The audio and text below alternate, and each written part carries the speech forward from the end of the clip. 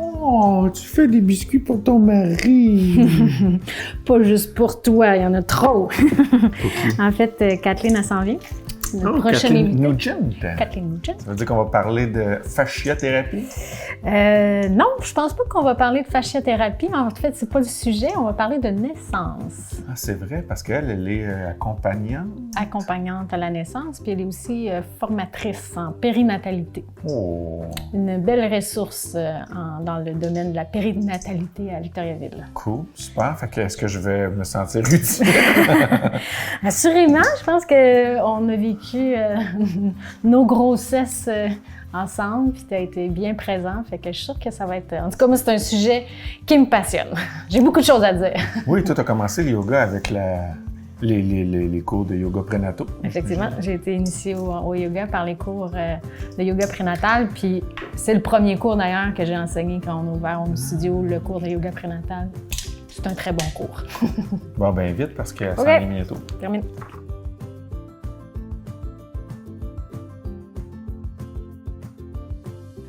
Merci Kathleen d'être là. Kathleen Nugent, ça va bien? Oui, ça va bien.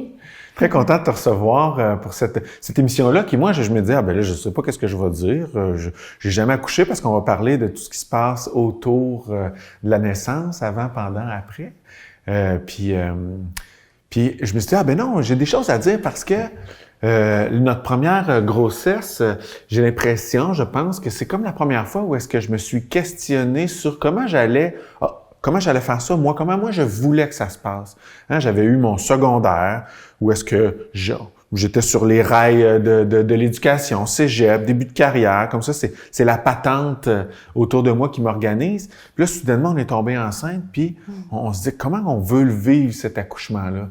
Alors, ben voilà, fait que je suis content là, qu'on partage ça parce que il y a dans l'accouchement pas que la livraison, un bébé qui sort du ventre, mais il y a aussi le début d'une nouvelle vie où est-ce qu'on peut commencer à organiser les choses comme on le sent.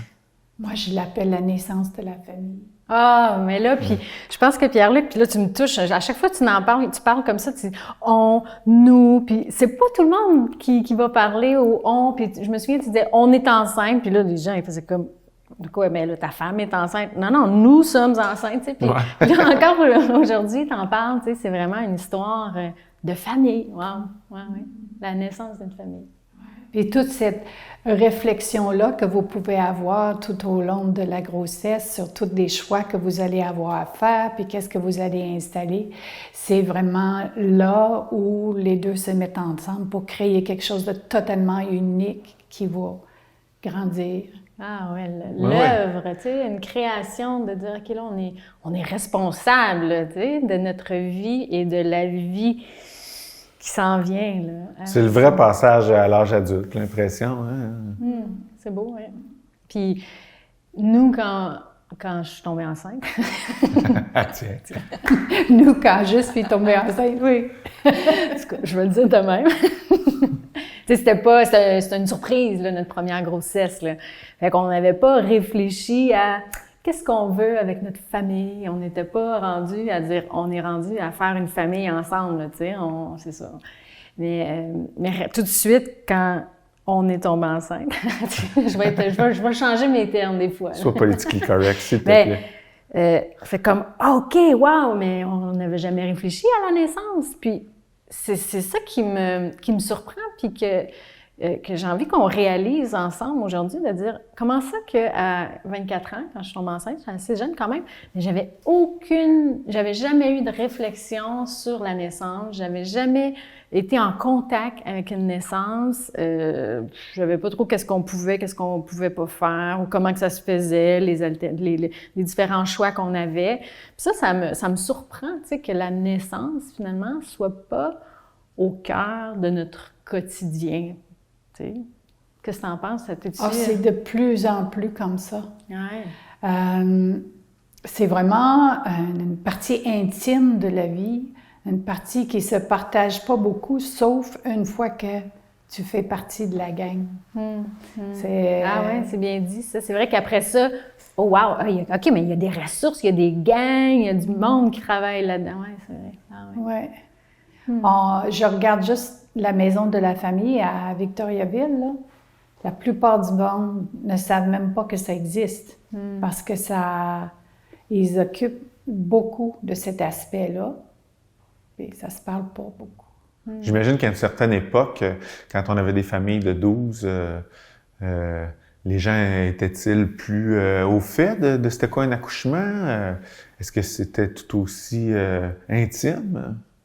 C'était encore moins discuté. Moi, je fais partie d'une génération peut-être comme... Quand j'ai commencé à m'intéresser à la naissance, c'était pour mon premier enfant. Et quand j'ai su que dans la région où on était, qui était rurale, on attachait encore des femmes pour la naissance, que vous aviez rien à dire, puis l'idée autour, c'était vous allez souffrir par où vous avez péché. Ah oui, oh là. Oh là, j'ai des frissons, là. Ah ouais. Mais, Ça, je ne pouvais pas l'adopter. Ça faisait pas partie de ma façon de voir la vie, là. Fait que c'est là que j'ai commencé à être militante plus jeune, là. Mais ça a changé beaucoup. Aujourd'hui, moi, j'ai été élevée dans une famille de 7 enfants. J'ai été la fille la plus vieille, ça fait que j'étais la deuxième mère de tous ces enfants-là. Mais aujourd'hui, c'est plus pareil.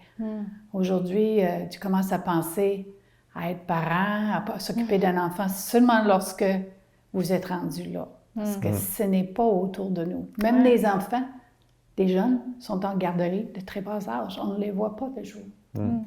Ça me fait penser à... Là, finalement, on a 3 enfants, puis le 3e accouchement, le 3e enfant, on l'a eu à la maison avec une sage-femme, puis là, j'étais en mode, OK, là, maintenant, c'est une opportunité pour nos 2 enfants qu'on a de voir un accouchement, de participer à un accouchement. Mais dans ma tête, à l'époque, il était très grand. Maintenant, je regarde des photos, il y avait 2 puis 4 ans, tu sais. Mais je me disais, c'est leur opportunité, c'est l'opportunité de leur vie de voir un accouchement.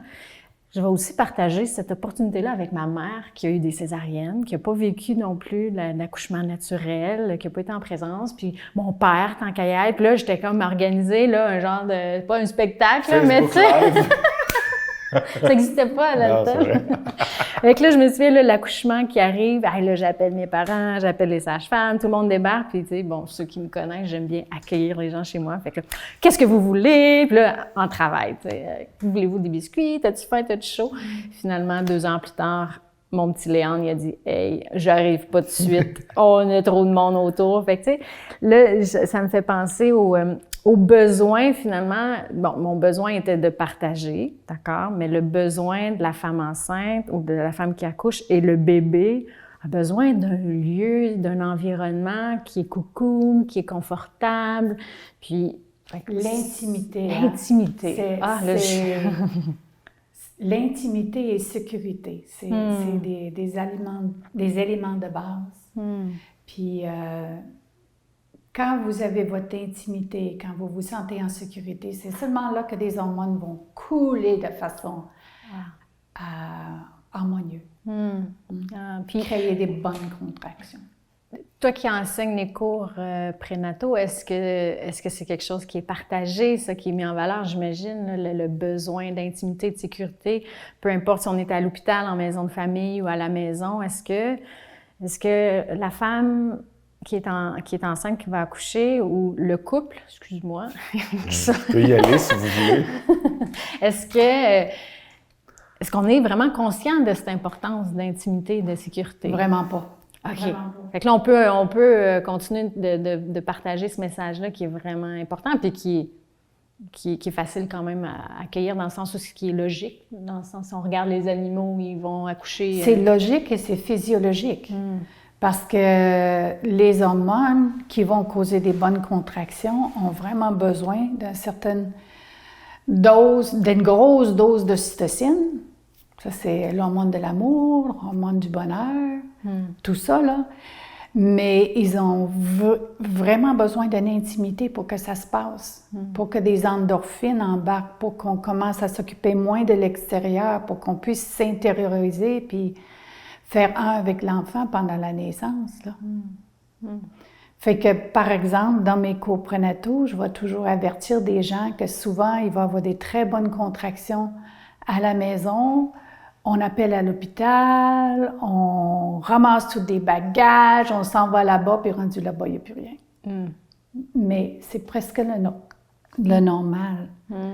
Parce que vous avez perdu cette petite bulle, cette intimité, cette union avec le dedans, puis pour vous occuper beaucoup de tout ce qui est extérieur. Ça change le jeu hormonal. Ah oui, ben oui. De rappeler que c'est un passage, là. Hein? Tout un passage pour la maman, le papa aussi, ça tu parle-moi donc de ton accouchement, Pierre-Luc, finalement. Je me souviens pas, je dormais. Oui, j'étais tellement... Moi aussi, j'avais des hormones qui m'ont fait endormir. Non, mais c'est pas vrai, mais un des 3 accouchements, je me suis endormi, là. Mais on n'en parle pas de ça. J'étais tellement moi, dans une bulle assez... pas animale, mais instinctive, là, que là, lui, il faisait comme, bon, OK, je m'en occupe pas. Je me souviens, il y avait une stagiaire d'une sage-femme qui a dit, va y faire un massage. Puis là, il me semble qu'elle n'a pas l'air de vouloir un massage. Non, vas-y, fais un massage. OK, c'est bon, je vais faire un massage. Puis elle a fait, touche-moi pas.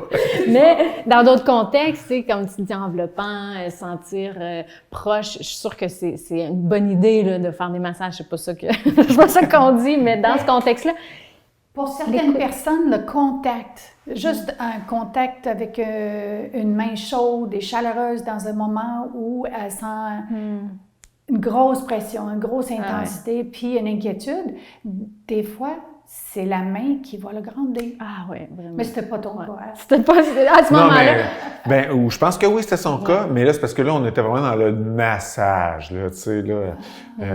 Mais j'étais présent, là, tu sais. Cet accouchement-là, au 3e, là. Accouche de jour, Caroline. Mais alors, cette intimité-là, parce que c'est presque un passage obligé, là, je reviens à ce que tu disais sur... Mais souvent, il y a j'allais dire un genre de coït interrompu. Il y a un moment qui vient un peu diminuer l'accès des hormones qui nous intéressent parce qu'on se déplace, on va vers l'hôpital ou la maison de naissance.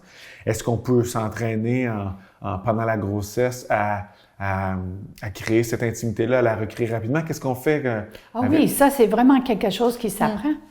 Puis, il y en a qui vont le faire par la respiration, d'autres par la visualisation, mais apprendre à rapidement rentrer en soi, ça fait partie des connaissances ou des entraînements de base pour être bien à son accouchement.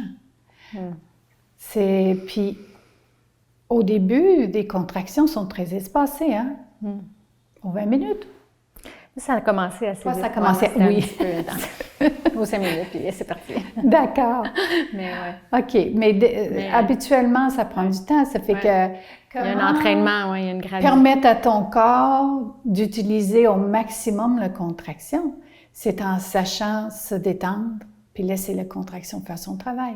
Ça fait que ça s'apprend. Ça s'apprend, mais oui. Comme ça s'apprend à être parent aussi. Tu sais, des fois, bien parent, mais oui, mais laissons-nous la possibilité d'être étudiant, d'expérimenter. Expérimentons, tu sais, parce que c'est ça la vie, en fait. Là, c'est d'autres opportunités d'expérimenter puis d'apprendre. Mais oui, ça s'apprend. Mais oui. Fait qu'est-ce qu'on met en place pour vivre un accouchement ou une périnatalité les plus harmonieuses?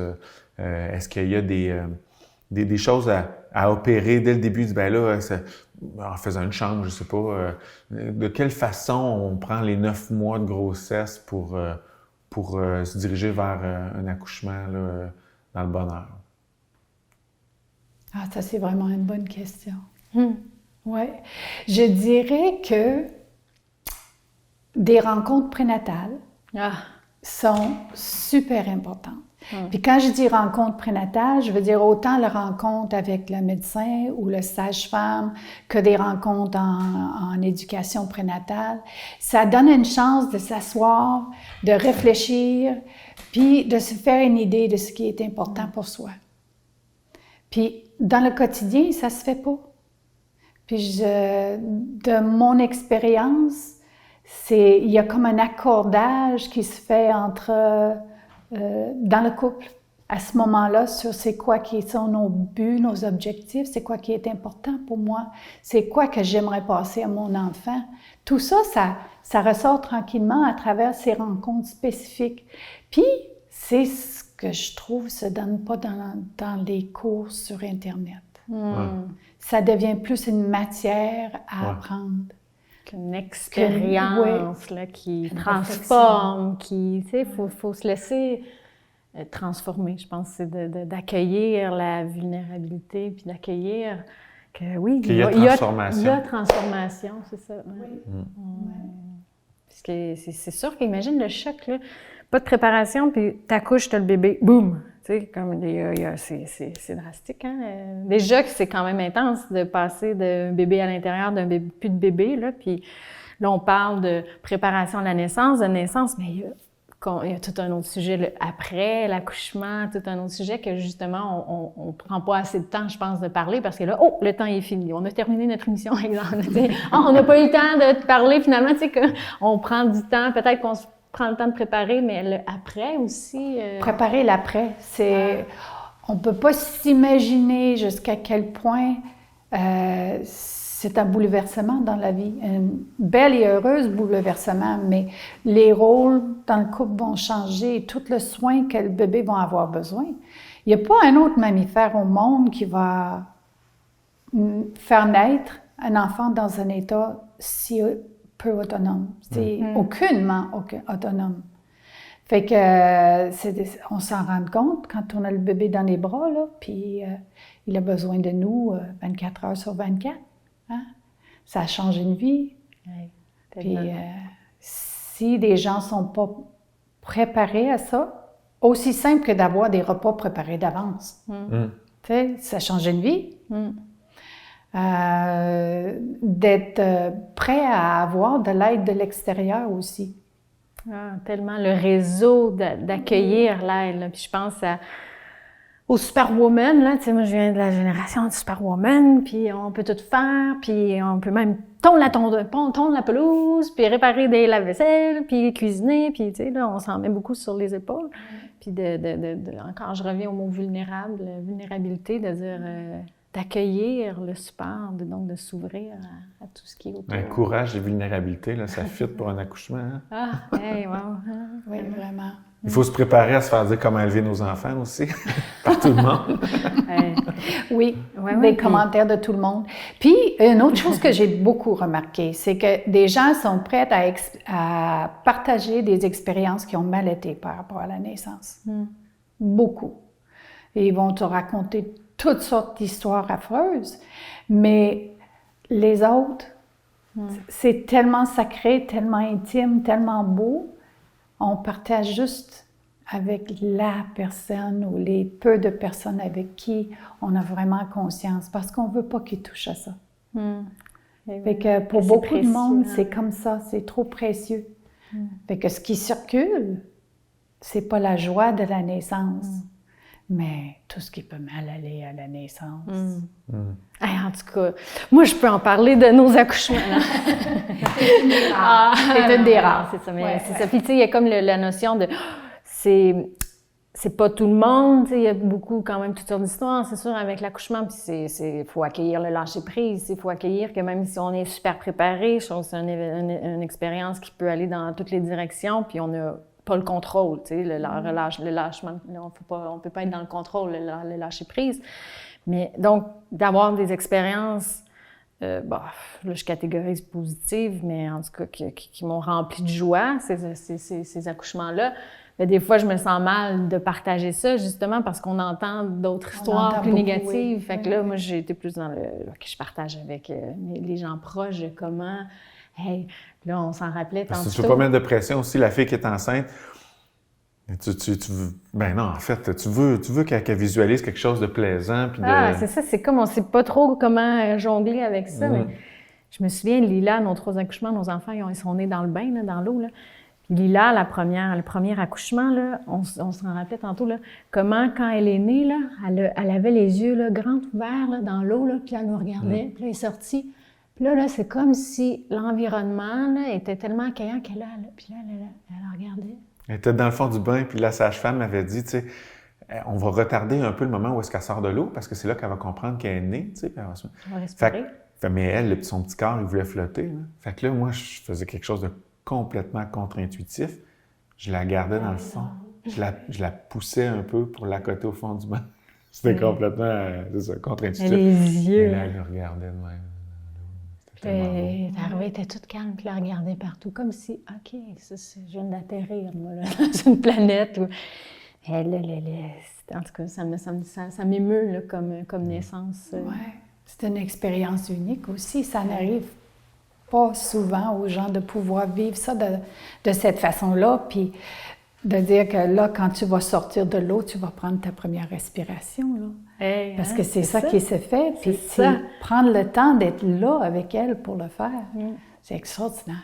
C'est extraordinaire, oui. J'imagine que dans la préparation, il y a quand même une quantité immense de choses qu'on peut apprendre en se préparant à accoucher. Tu sais, tu nommais des hormones tantôt que je ne pourrais répéter. Mais en même temps, il y a quelque chose de naturel là-dedans, tu sais, qui peut aussi se faire par soi-même. C'est quoi est-ce qu'on a vraiment besoin d'apprendre des choses quand on se prépare à l'accouchement ou on a juste à apprendre à laisser les choses se passer tout seul? Bien, c'est déjà beaucoup.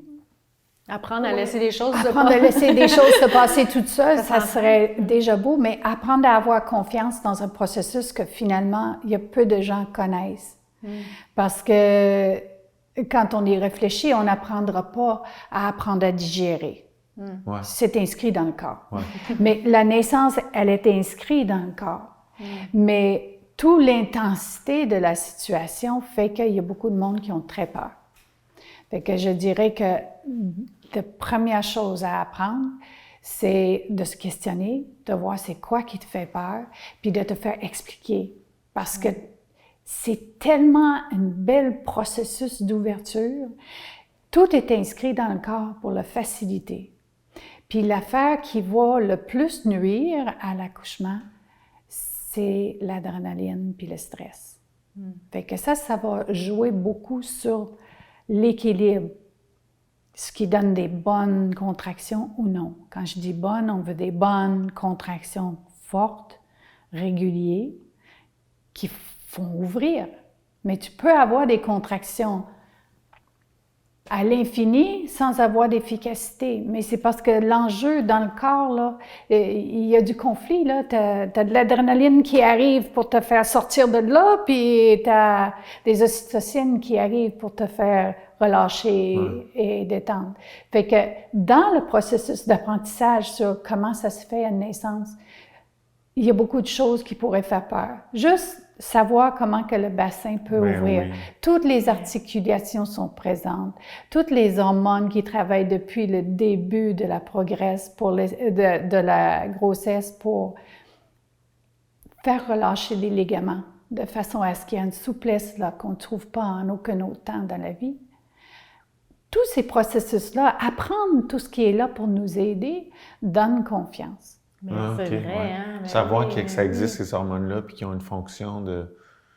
Moi, je suis toujours surprise de comment la plupart, là, on connaît pas assez sur notre corps humain. Tu sais, Lila, notre fille, notre rendue adolescente, là, puis elle apprend en biologie, puis elle nous décrivait le système digestif. Puis là, ça me faisait rappeler des cours au cégep.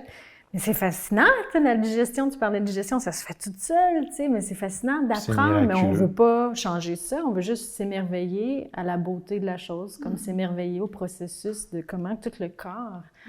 En tout cas, c'est vrai que c'est rassurant d'apprendre. Ça dépend de la personnalité. Comme toi, tu es une aventureuse, une expérimentée, ça te fait plaisir, là. Mais il y a des gens qui sont plus prudents dans la vie, puis les obstacles peuvent paraître beaucoup plus gros. Ça fait que se faire expliquer, c'est pareil comme descendre une rivière, mettons, avec une descente. Okay? Il y a un courant. Bien, vas-y dans le courant. Essaye pas d'aller où ce que le courant ne veut pas aller, là. Ça marche pas, là. Puis même s'il s'accélère, le courant, accueille. Oui, tu vas finir à la mer. Oui, puis le courant ne va pas t'amener dans les roches. Elle t'amène entre des roches. Fait que... Mais là, si tu vois mais les roches sont là, puis là, on peut décider de regarder la roche, puis dire « Ah, on s'en va là. » Non, on s'en va pas là. Non, le courant ne t'amène pas dans la roche. Confiance. Le gros courant, il est entre des roches. Puis une contraction, le travail de l'accouchement, c'est comme ça. Comment suivre le grand courant, comment ne pas mettre des bâtons dans les roues, comment des petites choses comme diminuer la lumière va faire que, hormonalement, là, ça va aller mieux, là. On n'est pas là dans des lumières de laboratoire qui nous mettent dans le mode analyse. Mais oui. Et il y a plein de petits détails qu'on peut faire. Ouais. Merci Kathleen, c'était vraiment très cool. Merci vraiment. Merci de m'avoir donné l'occasion de partager un peu mon expérience. Ouais, c'est cool. Il y a une chose que j'ai remarquée, que peut-être toi, tu vas reconnaître, c'est que quand la femme devient enceinte, il y a un moment de grande joie dans le couple.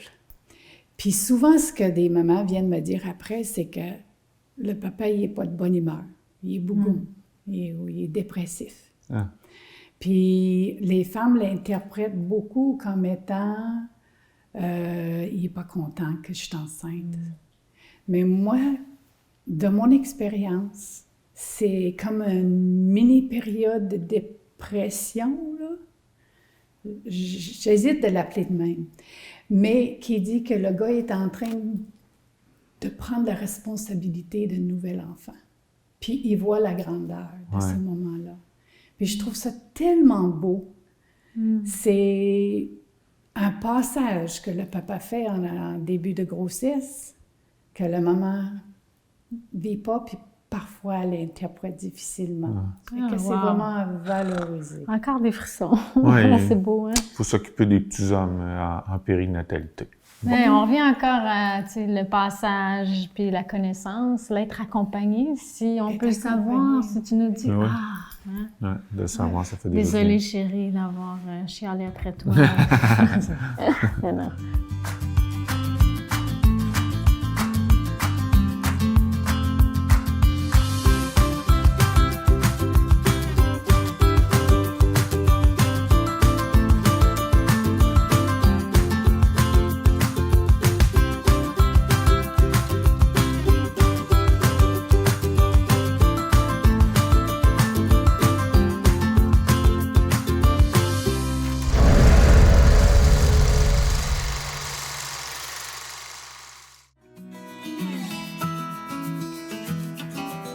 Écoutez, ici à la télévision communautaire, mon implication à TV-CBF date, de 36 ans.